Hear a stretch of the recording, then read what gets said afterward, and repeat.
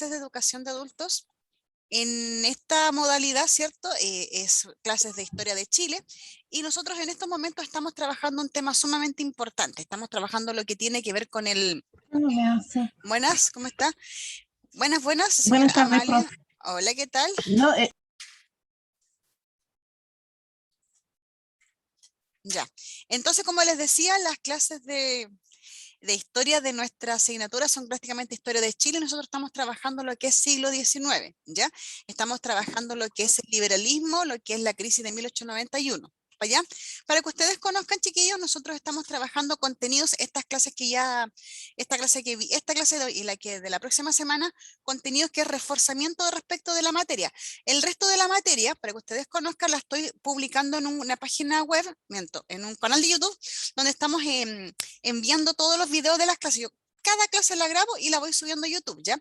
Las últimas 3, 4 clases no las he publicado por cuento de tiempo, pero ya el día miércoles vamos a hacer todo el proceso para que ustedes tengan todas las clases a mano, ¿ya? Todas las clases ahí de forma en su celular para que después con el tiempo las puedan revisar. Ya todos ustedes tienen sus pruebas, así que ya dentro del mes de agosto vamos a tener una semana en que vamos a trabajar específicamente la prueba y otra semana en que vamos a trabajar específicamente el libro, para responder las preguntas del libro, para que ustedes puedan ir desarrollando el libro, porque recuerden que este segundo portafolio es entrega del libro y de el portafolio, ¿ya? Y de las pruebas de cada asignatura. Así que, sin más que agregar, vamos a entrar enseguida a nuestra clase, ¿ya? Ahí está, vamos a compartirla acá arriba. Eso es. Bienvenidos para todos, ¿cierto? A esta clase del día de hoy, ¿cierto? Nuestra clase número 17, ¿ya?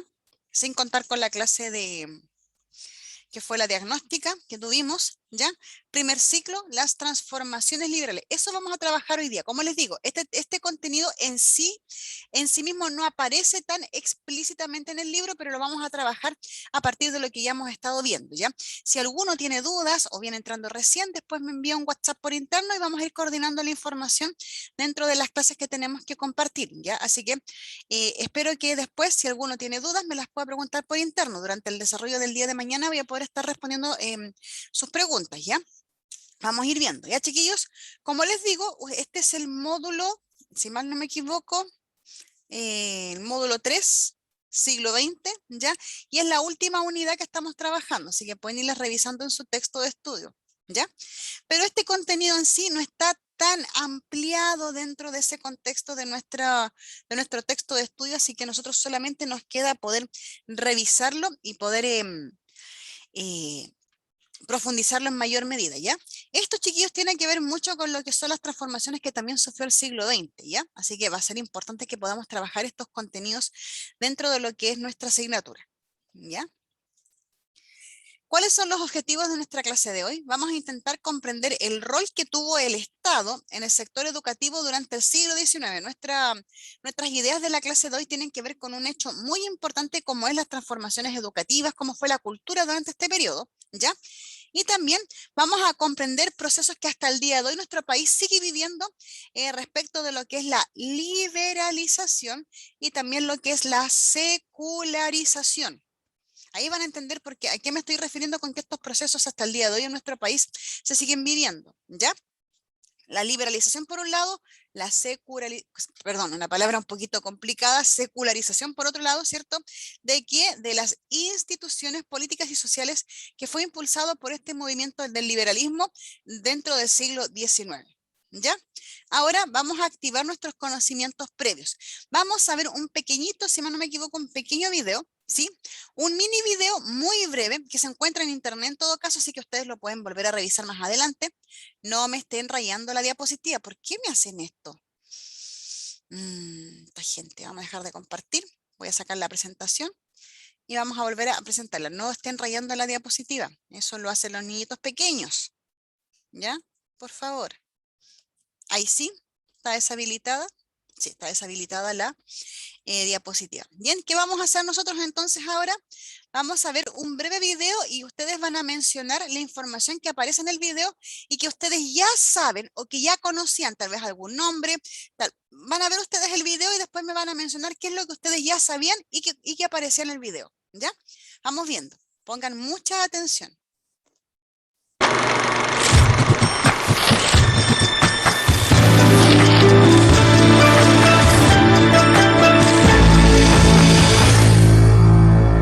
sabio llega a Chile.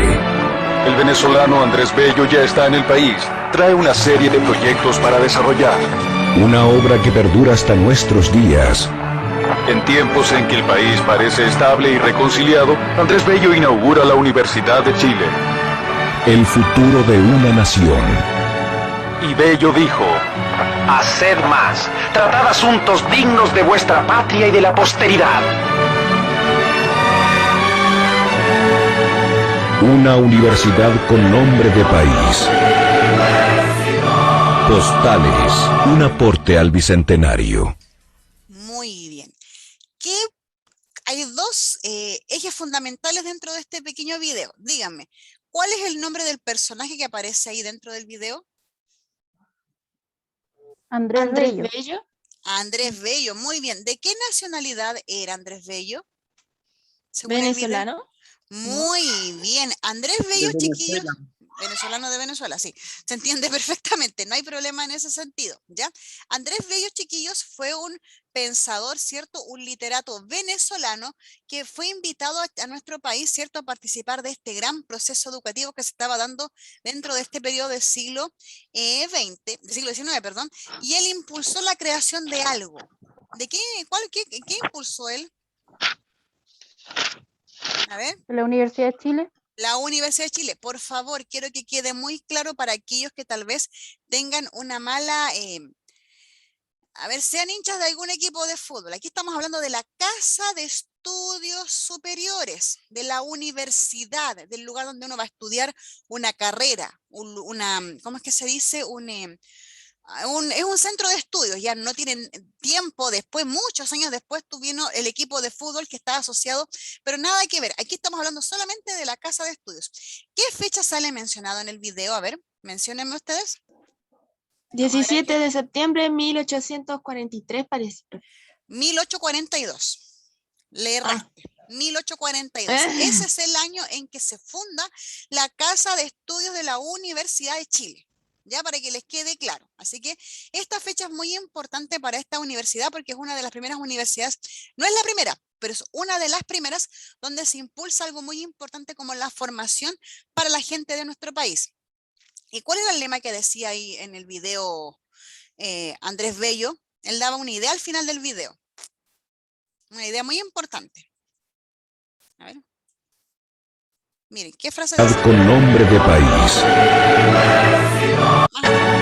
Una Posteridad, dignos de vuestra tratad asuntos. Haced más. Y Bello dijo: Haced más, tratad asuntos dignos de vuestra patria y de la posteridad. Sed más, traten asuntos de la patria y de la posteridad. Cuando ya se encontró, ¿cierto? La casa de estudios bien fundada, bien ya establecida, pedía eso, invitaba, ¿cierto? A que los que fueran a estudiar esta casa de estudios, ¿cierto? Esta universidad, que estudien, ¿cierto? Que trabajen asuntos que tengan que ver con el país en ese momento y hacia el futuro. Ojo con eso, que es muy importante esa frase, porque en esa frase recae lo que es este periodo, ¿cierto? Del periodo liberal de nuestro país, de la mitad del siglo XIX en adelante, ¿ya? Avancemos entonces ahora. Como les digo, este contenido en sí no aparece específicamente en el libro, pero estamos complementando porque el libro ya lo tenemos desarrollado. Está casi listo, ¿ya? Aquí estamos profundizando contenidos porque es importante para ustedes conocer esta parte de la historia de Chile. Fíjense bien, ¿cómo vamos a ver nuestro nuevo conocimiento? Hay tres temas importantes. Primer tema tiene que ver con el de la expansión de la cultura y la educación. Claro ejemplo de ello fue el tema de Andrés Bello con la fundación de la Universidad de Chile. También como segundo tema de este nuevo conocimiento está la liberalización y la secularización de las instituciones, que tiene mucho que ver con el pensamiento liberal, ¿ya? Y también el balance político del siglo XIX.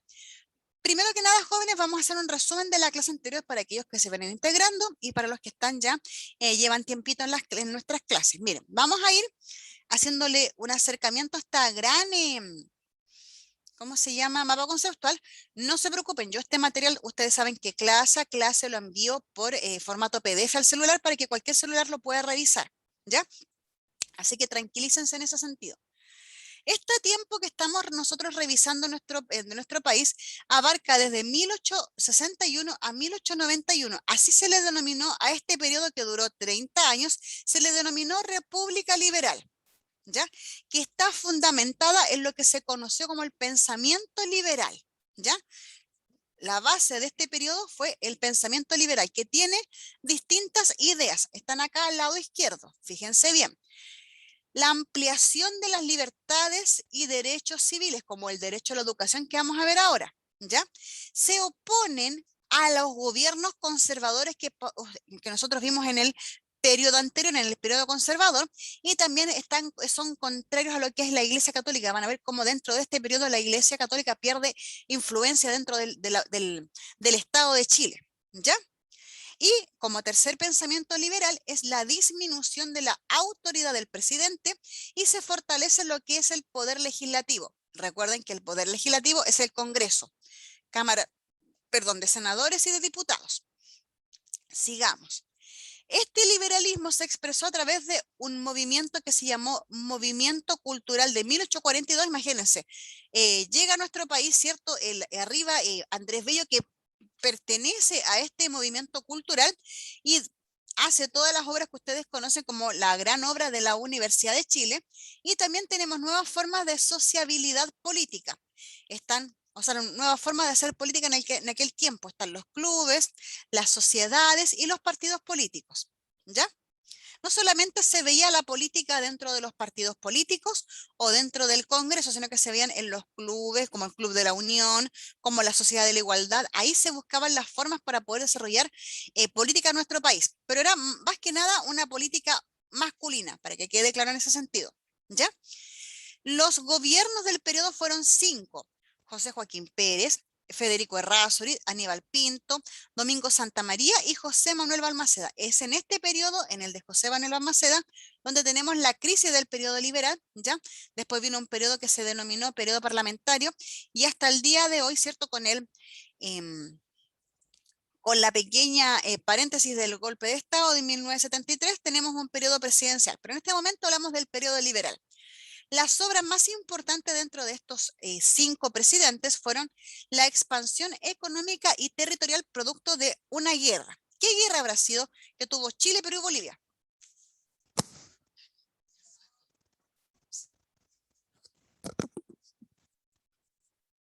A ver, ¿alguien sabe? Es una guerra que siempre se recuerda. Conmemoramos el 21 de mayo también con esa guerra. La Guerra del Pacífico. ¿Perdón? ¿Puede repetir? La Guerra del Pacífico. Muy bien, la Guerra del Pacífico. También antes hubo un pequeño conflicto que se llamó la Guerra contra la Confederación Perú-Boliviana, pero esa es una guerra mucho menor comparada con la Guerra del Pacífico. Las consecuencias de la Guerra del Pacífico, como ustedes saben muy bien, fue la de la expansión económica y territorial hacia el norte de nuestro país, ¿ya? También se fortalecen libertades y derechos civiles. Tenemos un gran desarrollo educacional dentro de este periodo. Se liberaliza la política y se seculariza el Estado, ¿ya?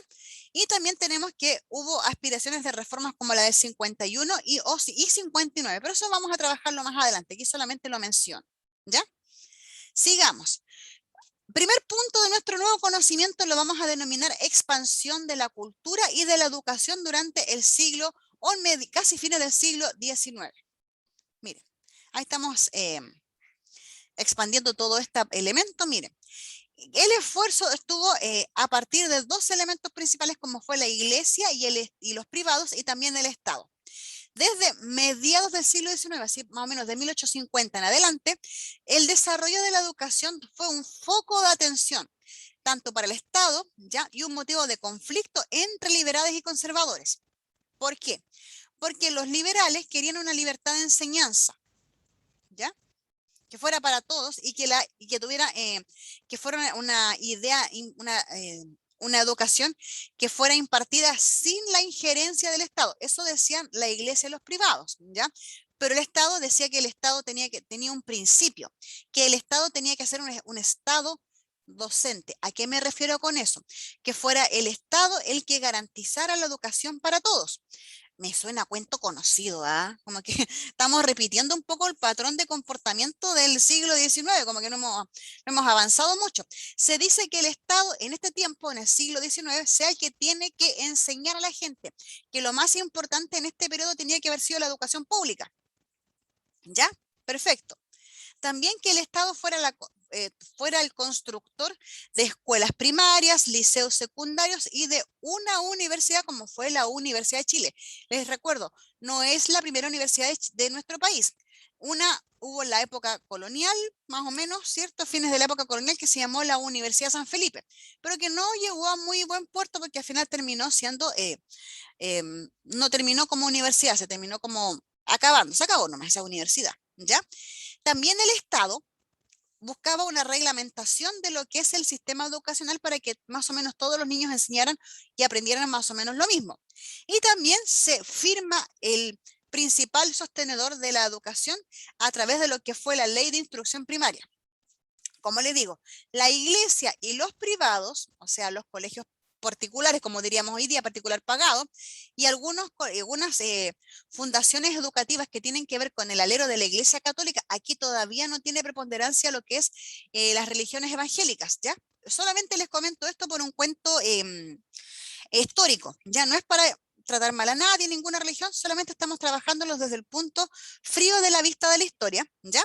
Donde también ellos fundan una sociedad de instrucción primaria y ellos también desarrollan un programa de estudios y también buscan tener libertad de exámenes, o sea que ellos no se rijan por la ley de instrucción primaria que tenía el Estado en 1860. Ellos tenían una sociedad de instrucción primaria y no querían regirse por esta ley que tenía el Estado, ¿ya? Sigamos. Habían 4 niveles de educación. El primario, que era de carácter masivo y elemental, o sea, escritura y lectura. Ya se preocupaba por educar y disciplinar a quienes, a los sectores más populares, a la gente más pobre, para evitar ya esa mirada que había del pobre, que era un pobre inculto, casi un animalito ya, muy bruto, sino que se les enseñaba a leer y a escribir para que dejaran esa pobreza mental, para que tuvieran un conocimiento, ¿ya?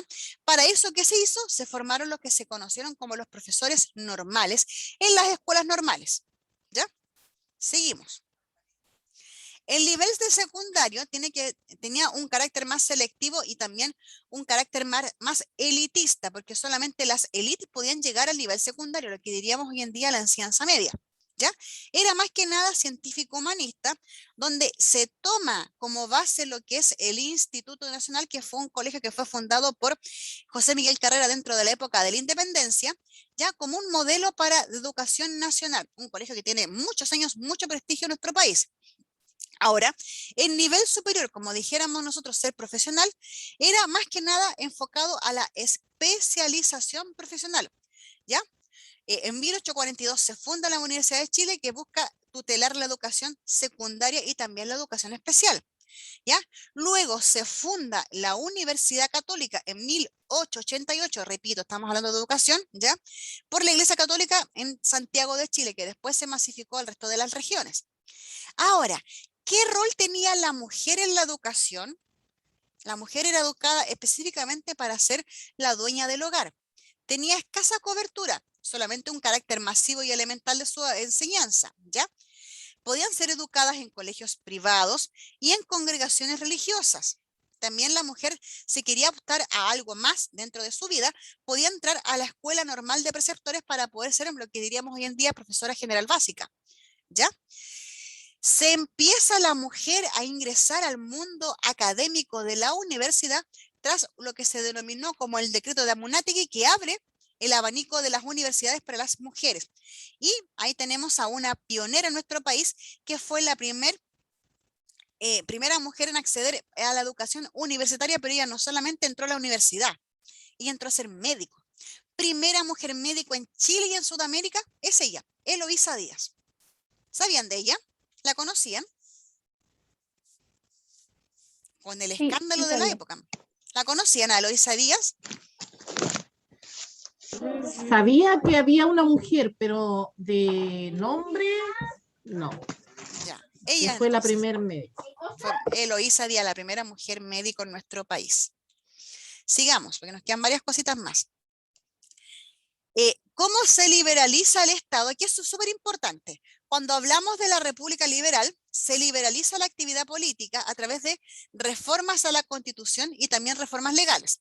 Primero, tenemos las reformas, es que la primera reforma es el fin de la reelección inmediata del presidente. Hay otras reformas, por ejemplo, la consagración de los derechos de reunión, de asociación, de imprenta y otras libertades individuales. Se restringen las facultades extraordinarias que tenía el presidente, ¿ya? Se restringen también, o sea, se establece la incompatibilidad parlamentaria, o sea, no es que tú seas parlamentario y seas ministro, o eres uno o eres lo otro, ¿ya? Se disminuye lo que se conoce como el quórum legislativo, o sea que empiezan a haber menos senadores o diputados, ¿ya? Donde también se desarrolla una reforma electoral donde se intenta controlar la cantidad de gente que va a votar por una junta de mayores contribuyentes. Y tenemos ahora que el sufragio, si antes era un sufragio censitario, que algunos varones pueden votar, ahora no, es universal. Todos los varones pueden votar, si son mayores de 18 años, ¿ya? Y se reduce el poder del veto de lo que es el presidente, o sea, el poder ejecutivo, ¿ya? Ojo. Aquí tenemos algo muy importante y esto, chiquillos, hasta el día de hoy existe. Les comento, especialmente con las leyes laicas que están abajo. Antes, ¿quién eran los que tenían todos los registros de los matrimonios, de los nacimientos, de las defunciones? Eran las parroquias, ¿ya? Porque antes no existía un registro civil. Para poder secularizar este proceso de secularización, este verbo que es secularizar tiene que ver con que la Iglesia Católica ya no tiene la misma importancia que antes en cosas que deberían haber tenido, en cosas que son netamente del gobierno, del Estado, ¿ya? O sea, se traspasan algunas funciones que son de la Iglesia al Estado, ¿ya? Entonces, primeros hitos son la libertad de culto. No solamente se puede ser católico, sino que también pueden ser judíos, pueden ser islámicos, pueden ser evangélicos, ¿ya? Ley interpretativa que permitió el culto privado de credos distintos al católico. Se podían reunir como se reúnen hoy en día, ¿ya? Bueno, por la pandemia no, pero se entiende. Se suprimen los fueros eclesiásticos. Antes a ninguna persona que tuviera que ver con la iglesia, un cardenal, un obispo, podían ser enjuiciados. Ahora no. Se terminaba ese como fuero, ¿ya? Y también ellos tenían un recurso de fuerza dentro de los procesos judiciales, así que es algo importante. Ellos no se les podían enjuiciar, pero después de esta ley sí. Y hay distintas leyes laicas. Hay cementerios como el cementerio general, matrimonios como el matrimonio civil, y para esto existe lo que fue el registro civil, que antes no existía, ¿ya? ¿Y cuál es la síntesis de lo que es el periodo? Síntesis de este periodo. Recordemos, la que está acá al medio es lo que estamos hablando nosotros, que es la República Liberal en nuestro país. El periodo anterior se llamó República Conservadora, que tiene 3 características importantes. La supremacía del presidente, o sea, el presidente mandaba sobre el Congreso, se consolidan las instituciones políticas y fuerte influencia de la Iglesia Católica. Pero en el periodo siguiente se restringe las atribuciones del presidente, se fortalece el Congreso y ya la Iglesia pierde influencia y ahora tenemos la liberalización y la secularización de distintas instituciones que antes estaban en manos de la Iglesia y ahora vuelven a estar o entran a estar en manos del Estado, ¿ya? La política educacional era el Estado, que era un Estado docente que garantizara la educación a su población versus la libertad de enseñanza, ¿ya? Había una relación iglesia-estado, donde era un Estado laico o un Estado confesional. Hoy en día Chile es un país que tiene libertad de cultos, ¿ya? Y a pesar de que la mayor cantidad de personas son cristianas, es un Estado laico, no está adscrito a ninguna religión, ¿ya? Es un Estado laico, se permite cualquier religión en nuestro país, ¿ya? Y tenemos el conflicto entre los poderes del Estado, el poder ejecutivo ejercido por el presidente y el poder legislativo ejercido por el Congreso. Ahí tenemos como un breve resumen de lo que es la República Conservadora y la República Liberal. ¿Bien? ¿Vamos entendiendo o está siendo muy complicado para los alumnos nuevos? No importa, lo vamos a poder repasar más adelante. Esto no tenga mayor drama, ¿ya? Esto es para poder, ¿cómo se dice? Fortalecer los contenidos que estábamos viendo en las clases, así que no se preocupen. ¿Ya? ¿Se va entendiendo, chiquillos? Sí, profe. Sí, profe. Muy bien. Vamos entonces a la parte que nos convoca, la parte de las preguntas. Es como una mini evaluación. Como les digo, son preguntas tipo PSU, hay 5, 6, pero las que alcancemos a hacer hasta antes que se nos termine el tiempo de la clase, ¿ya? Vamos viendo, son preguntas de alternativas, vamos viendo y vamos, según lo que hemos aprendido hoy, vamos a poder ir respondiéndolas.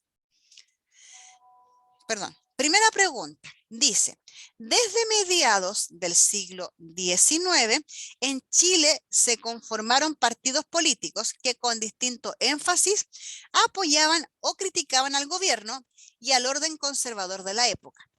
Entre las principales ideas en las que se enfocó el debate entre estos distintos partidos políticos, ¿cuál creen que tiene que haber sido la respuesta? ¿Ya? El modelo de crecimiento económico, la secularización de la sociedad, el nivel de organización de los sectores obreros, la inmigración extranjera o la política exterior por los países o con los países limítrofes. ¿Ya? Partidos políticos que cada uno criticaba o apoyaba al gobierno. ¿Ya?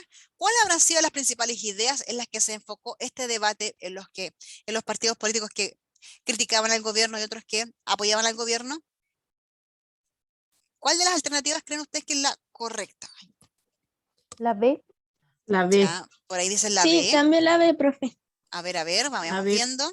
Redoble de tambores. Muy bien, la letra B. Perfecto, ¿cierto? Muy bien. Tiene que ver con que los que apoyaban al orden conservador iban a querer que el país siguiera con la tendencia de la influencia del catolicismo, pero los que eran partidos más liberales, obvio, iban a buscar la secularización de la sociedad. Muy bien, vamos, muy bien. Pregunta 2. El concepto de Estado docente descansaba en ciertas orientaciones cívico-culturales que colocaban al Estado como el gran promotor, o sea, de la educación. Con relación a este concepto, al Estado docente, ¿es correcto afirmar que fue criticado por la Iglesia y el Partido Conservador? ¿Fue una idea defendida doctrinariamente por los liberales? ¿O implicó una regulación e implementación por parte del Estado? ¿Es solo 1, solo 2, solo 1 y 2, solo 2 y 3 o 1, 2 y 3?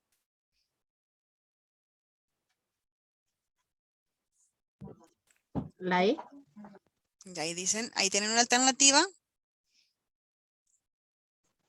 La C, profe.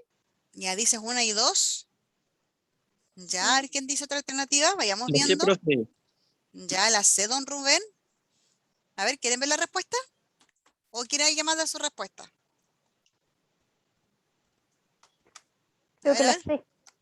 A ver, veamos si qué respuesta es. La E. La E. Muy bien, la E. ¿Por qué? Porque el Estado docente, cuando habla de que era el gran promotor de la educación, tenía que tener estas 3 características. Implementar la regulación, sí, porque tiene que el Estado decir qué es lo que se enseña, cuáles son los decretos de ley que te permiten enseñar tal o cual cosa. ¿Ah? Esta idea de que el Estado fuera un Estado docente estaba impulsada por los liberales. Pero los partidos conservadores y la Iglesia criticaban esta idea porque ellos querían tener una educación aparte.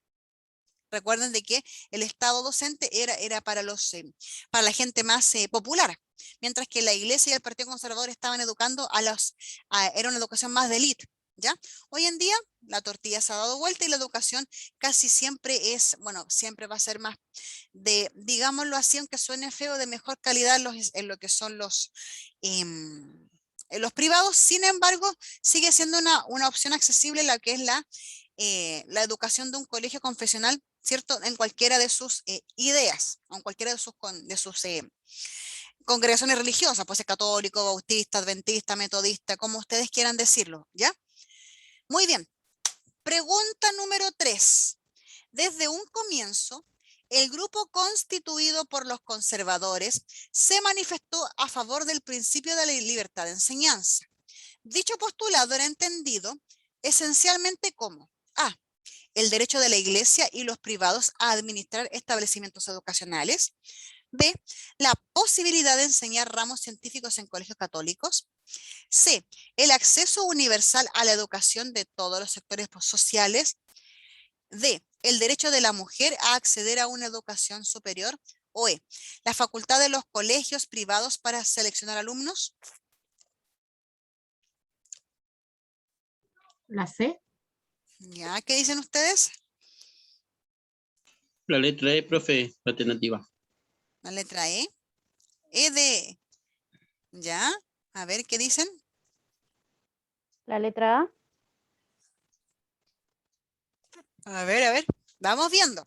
Habla de lo que es el principio de libertad de enseñanza. Y el principio de libertad de enseñanza era la letra A.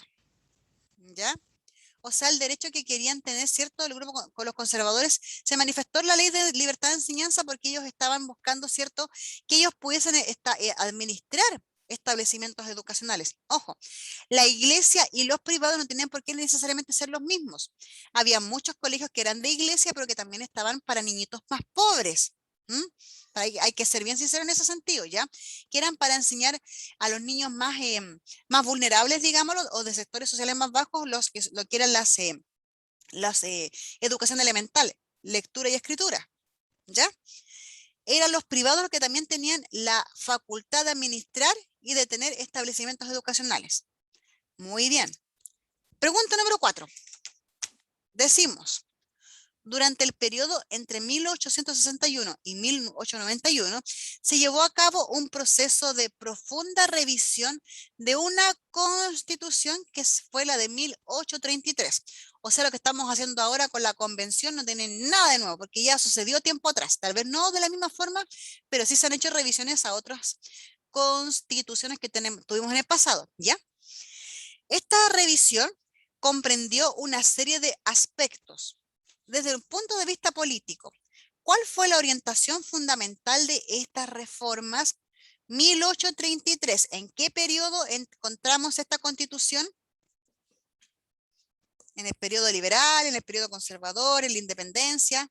¿Cuándo fue más o menos? 1833, independencia.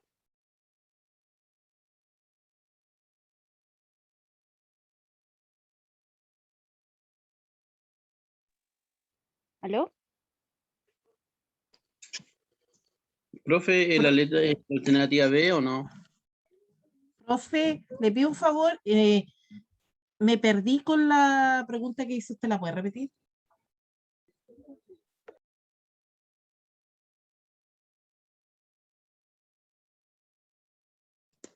Profe, no la escuchamos.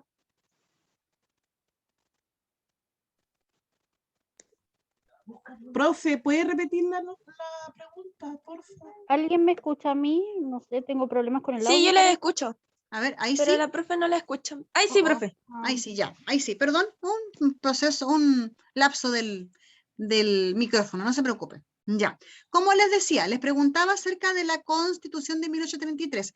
¿Alguien puede decirme en qué periodo de la historia de Chile se encuentra en la redacción de esta Constitución? ¿Independencia? No, no es la independencia. Es después, en el periodo siguiente. Duró 30 años ese periodo. Tuvo 3 presidentes. Conservador. Muy bien, en el conservador, ¿ya? Entonces, entre 1861 y 1891 se revisó esa constitución, ¿ya? Y se hizo se modificó desde el punto de vista político. ¿Cuál fue la orientación fundamental de estas reformas? A, disminuir el poder y las funciones del presidente de la República. B, descentralizar las funciones administrativas del Estado. C, consolidar el predominio del poder ejecutivo. D, alcanzar la igualdad de derechos entre hombres y mujeres. O E, establecer con claridad los límites del territorio chileno. Políticos son... A ver, veamos, ¿quién tiene otra respuesta? Está entre la B y la I, si no me equivoco. A ver, díganme. Vamos a ver. Por la B, profe. No quiere. La letra A dice desde el punto de vista político. Y recuerden de que en esta Constitución de 1833 teníamos que el poder del presidente era muy fuerte, pero todas las reformas que se hicieron fue para eso, para quitarle poder al presidente de la República. Por lo consiguiente, la C ya no va, porque en el C dice lo contrario, dice consolidar el presidente de la República. No, pues. El poder ejecutivo, recuerden, es el presidente, el poder legislativo es el Congreso y el judicial son los jueces, los tribunales de justicia, son 3 poderes del Estado, perdón. Ahí está. Entonces, chiquillos, nosotros estamos diciendo de que nuestra alternativa correcta es la A, ¿ya? ¿Cuál fue la orientación de estas reformas? Poder quitarle a disminuir el poder y las atribuciones, las funciones que ya eran fuertes en este periodo para el presidente de la República. Muy bien.